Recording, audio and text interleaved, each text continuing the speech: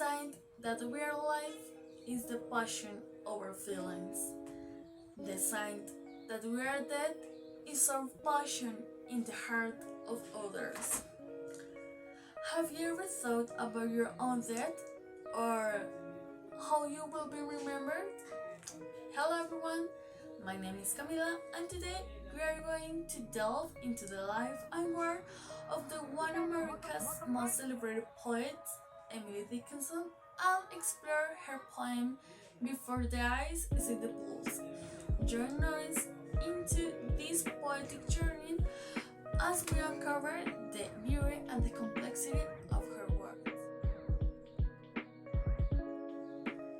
Have you ever thought about writing your own epitaph just to get closer and closer to the notion of memory of your death?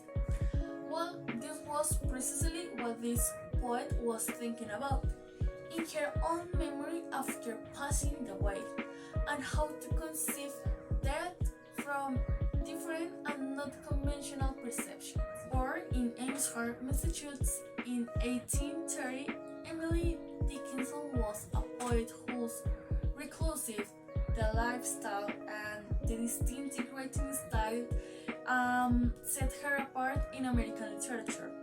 She is best known for her remarkable poems that grapple with the profound questions about life, love, and the strongest death.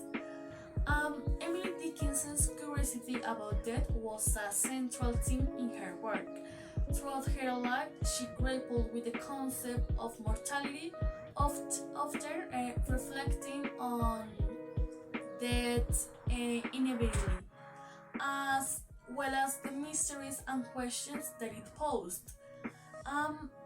Likewise, Emily's exploration of death in her poetry was not rooted in fear, but rooted a fascination with the unknown.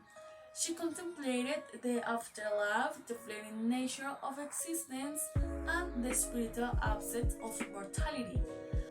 However, the death was not the only poetic topic. The love and the nature were also the most recurring themes in his poetry. She wrote nearly than 1,800 poems, many of which were discovered and published posthumously. Let's dive into the heart of our discussion, the poem Before the Eyes is in the Pulse.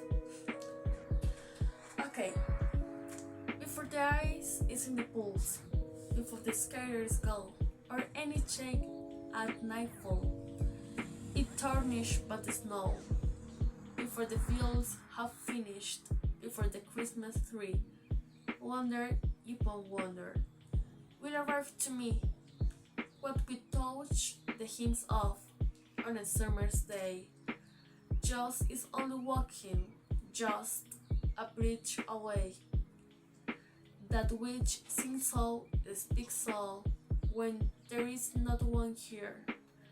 Will the frog I wept in answer me to where? This poem has 4 stanzas and 16 verses, but it is difficult to establish a specific rhyme such as AB, AB, because not all the stanzas have it. For example, in the stanza number 3, the verses 10 and 12 in a day and away, and the other 2 verses and very different, off and walking. And it is the same in the final stanza. We have the verses 14 and 16, their ending words. Here and queer, it is not the same termination, but it sounds similar, but the other 2 verses no.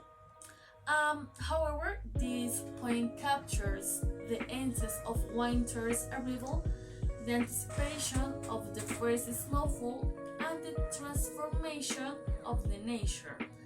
The poem beautifully describes the transition from autumn to winter, emphasizing the moment just before the first ice forms on the pools. Dickinson's vivid imagery captures the serene calm to the preceded the chaos of the winter activities. It is possible to identify the season-changing reference, how everything changes completely in a moment.